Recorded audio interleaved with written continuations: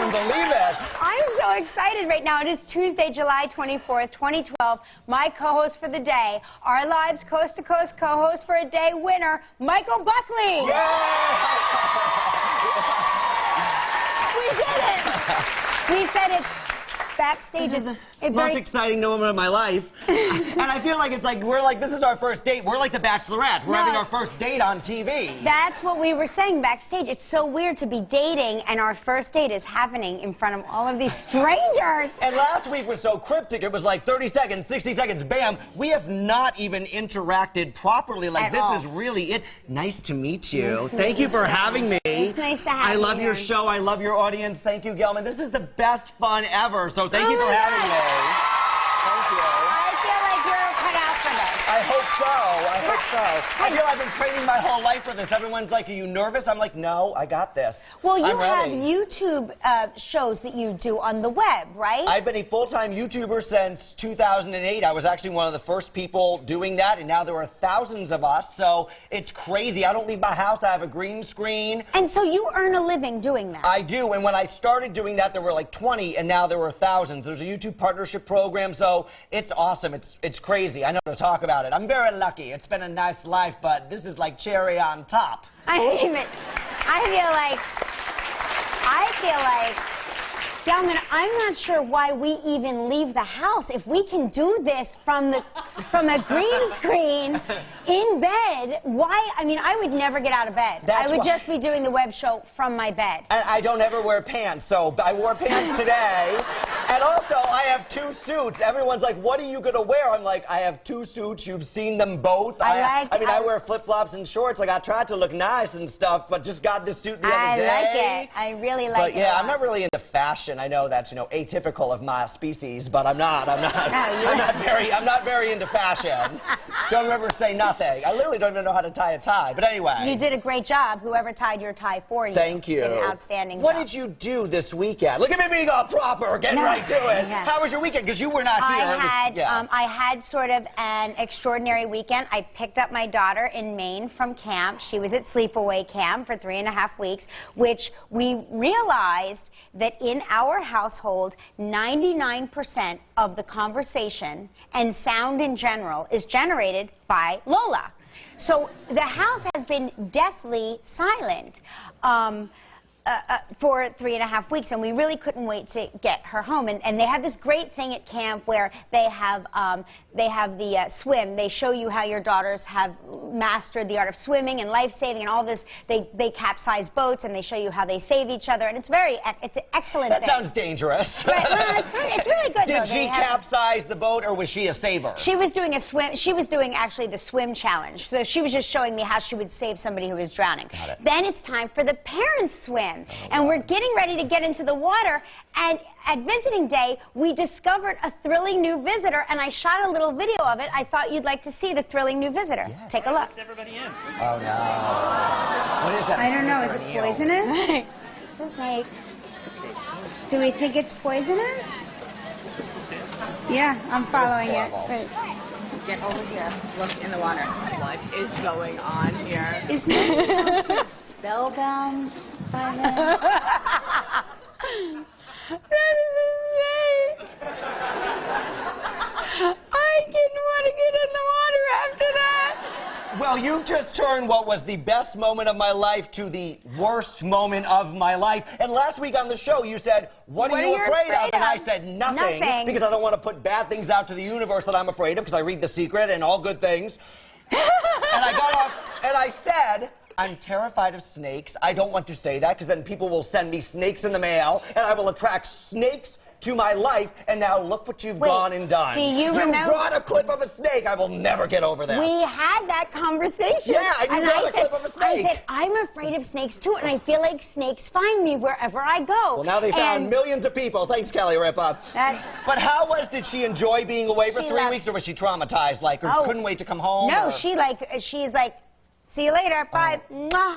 I'll write to you. I met her earlier. Hey, Lola, hey. Hey, Lola, hey. We have the same language. I have the same language of the youth. You actually speak very much like my daughter. I'm talking to you is like talking to my daughter. And this is my life and my legacy, yes. When you said to her, hey, girl, hey, she's like, she goes, oh, my God, that's what I said. I know. So, I know. Next year I'll be at summer camp as long as there's no snakes. I went to karaoke all weekend. I had like a rollicking good time. You did? I celebrated my win. I went to the local karaoke. I sang I Dreamed a Dream from Les Mis. Oh, my God. I did not put it in for myself, but I had, you know, like 8 beers in me, so it was awesome. It's a great one. You really should not karaoke in public unless you're drinking.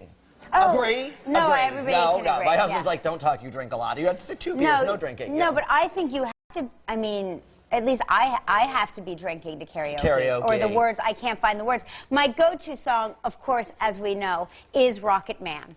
And Mark... Would you like to go to it now? No, but Mark always says, I'm not sure why you choose Rocket Man. A, you can't sing, and B, it is the longest song in the world.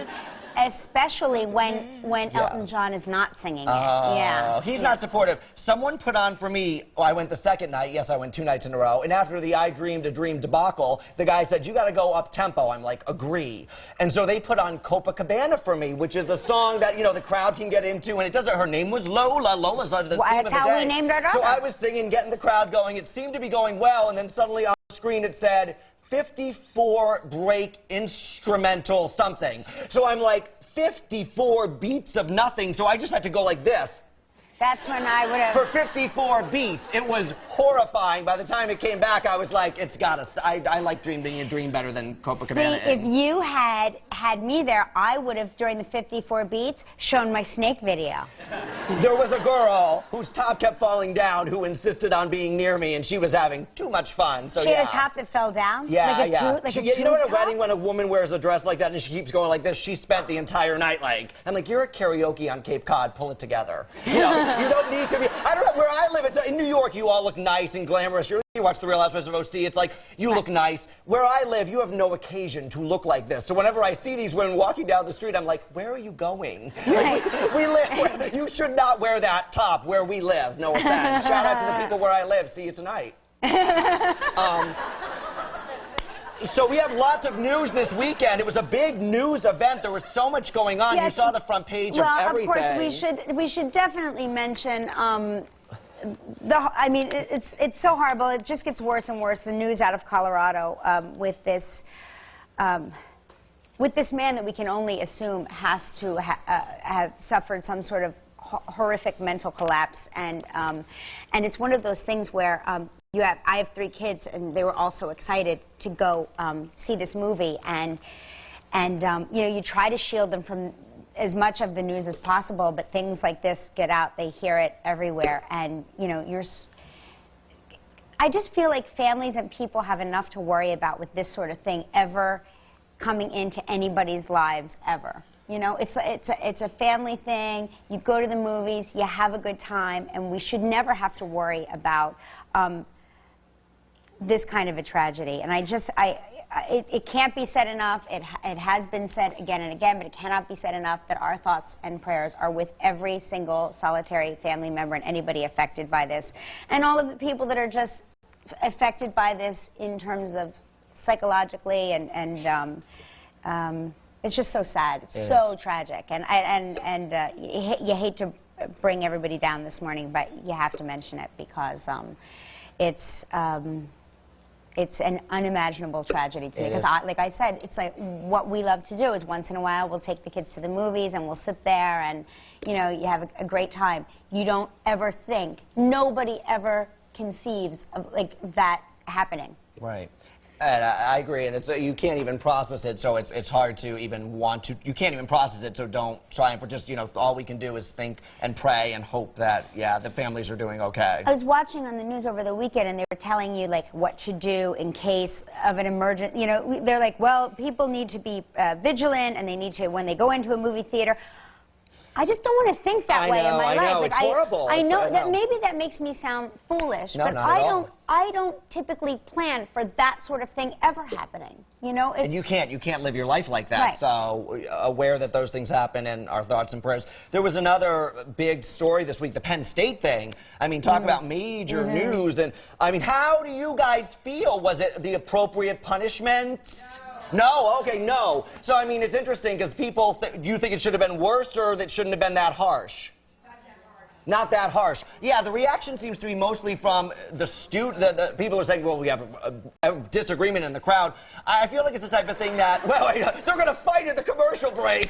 You came on the right day. But yes, I mean, it invites strong opinions. But the thing is, the bottom line is something terrible happened related to children, and the NCAA sent a clear message. It is sad to see the current students who are just sitting there like, I wanted my whole life to go to Penn State and dream that, and now it's so tarnished forever. And also the players who they've taken all their wins away from those years. So, right. I mean, it was a lot of punishment. The players who clearly had nothing to do with this, but on the flip side, this is like the people in charge of that program. The people in charge of that program failed all of those children. They knew what was going on. They covered it up. And so it doesn't matter what the punishment is, because nothing can turn back time for those kids, those victims. It doesn't matter what the punishment is, because they will live with the horror forever. Right. So I don't know. You say it's too harsh a punishment. You say it's not enough.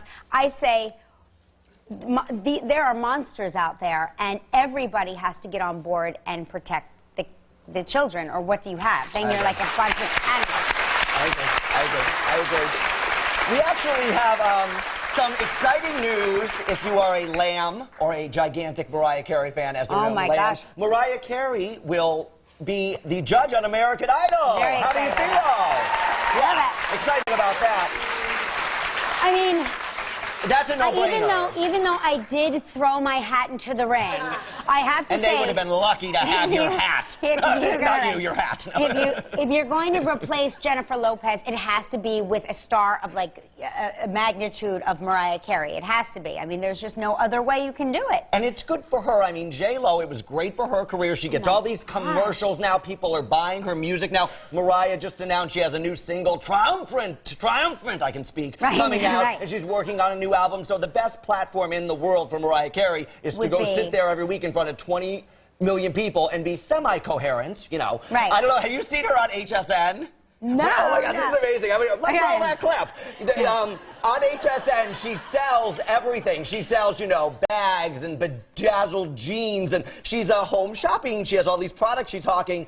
She is hilarious. There's a video on YouTube with just the highlights. Go on YouTube and search Mariah Carey HSN. And she had just given birth recently. She was delirious, loopy, amazing, batting at butterflies. She loves butterflies. Like, is that a butterfly? That's her thing. And she was directing every shot. She was like, no, love, make sure you get my foot in this shot. And then she'd walk off camera. She'd be like, don't video me now. And she was on live TV. She's like, don't get me. You can't get this shot. Cut to the purse. Cut to the purse. It's amazing. So on live TV, Mariah Carey, worth every 18 million, however much she's getting, you know. Oh my God. Well, I mean, they were saying, you know, in the press were saying that was part of the magic that was Paula Abdul, was like this loose cannon-y thing that she had. You never knew what she was going to say. You knew you probably weren't going to understand it. And I feel like we've been chasing that dragon ever since. I agree. But Jennifer Lopez is beautiful and knowledgeable, but gosh, I certainly do understand everything she's saying, and that makes me feel... It makes me feel like it's less entertaining. You were great, baby. That's what she'd say. You were great, baby. That's it. Or not today, baby. Not today, baby. I wasn't feeling it today, baby. But I like your shoes. Yeah, that's... Because I'm on American Next shoes. I want to write like a American Idol code book, you know, where here's what they say and here's what they mean. Right. My favorite is, how do you think you did? That is the kiss of death. That means you're going home this week, no doubt. It was dreadful. I like when they watch it back on the monitor because it's completely different. So it's like Simon used to say anyway, I thought you were really good, but then I watched it back and you weren't good. Because it really doesn't matter in the live studio audience. It matters on TV how it goes. So when you go back home and watch it, you're like, oh, that's what America saw. Because it sounds completely different in the studio. It's very true because we were there one year. We did a tape piece where I auditioned for American Idol. What did you sing? Your go-to song? I sang Proud Mary, of course. And I think that we can all agree that you haven't lived until you've heard me perform Proud Mary a cappella. It was spellbinding. And oddly enough, I was rejected. However, we did win the ultimate prize. They let us watch American Idol that night, and we thought they were all so incredibly good. And then you go home and you watch it, and you think, oh, my God, they're terrible. That's my life. That's my life. That's this moment. I'm going to be like, headed out of the park, and I'm going to be home tonight. We have a big show today. We have a huge show show exciting. Today. Oh, my gosh, I saw this movie last night. I did, too. I went to the screening last night. I loved it. I did, too. So he's very funny. Will Ferrell is here. He's got a new film to campaign. Who else is here? The Bachelorette, Emily Maynard, and her fiancé, Jeff Holm. Jeff? God loves that.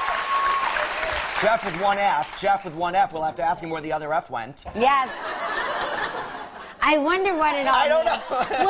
know. Will these two crazy kids finally make it work? I hope so. I don't know. Well, these two crazy kids finally. This is our Bachelorette. I keep saying to myself, it's like, I feel when the woman is in the driver's seat, she can drag that man down the aisle, right? Agreed. Like it actually happens. Look at Trista and Ryan, when right? She's got the control. She was in control. She's like, we are, get your suit on. We are walking down the aisle and a wedding, and they're very happy together, and they have children and a whole life and the whole thing.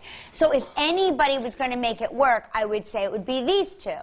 But this being the Bachelorette. Who knows? Who knows? It averages 3 months it lasting. We have to ask them, how will you make it work 4 months? Yes. Or forever. Or forever. How will you make it work when you're going to Costco and not the south of France? When you're buying your own jewelry for her. Exactly. And now listen, we're going to do some, oh my gosh, this is the best day for me to be here. It's terrifying. We're going to do some unusual food tasting with Andrew Zimmern from Bizarre Foods America. Who really? A lot of what? Unusual body parts you're not used to A lot eating. of unusual body parts? I'm not going to eat any people, Gelman. I don't not care. People bodies. Oh, not people. Yeah, okay, good. animals. This is not Survivor, Gelman. Yes, exactly. It will be soon. It will Body be soon. part. What's the most unusual body part you think that we'll be faced with? I'd rather not say. I remember last time Mr. Zimmern was here, he made us eat giant razor clams that looked like, think of parts of an elephant that you wouldn't want to eat. I'm thinking giant let me just say that it's back. Clam. It's back? Yeah. The giant razor clam is back? Yes. Also known as the gooey duck. Yeah, a gooey duck? Yeah. That's why I entered this contest, for the clams. And the gooey duck. Yeah. I think the sound of it is much worse. Yeah. They told me there'd be a puke bucket ready. I'm like, I'm not going to puke, I got this. I'm not going to puke on live TV. I could go at any time. I'm here for you. I'll eat. You can just look cute. Look at this. Oh. Take a picture of it, too.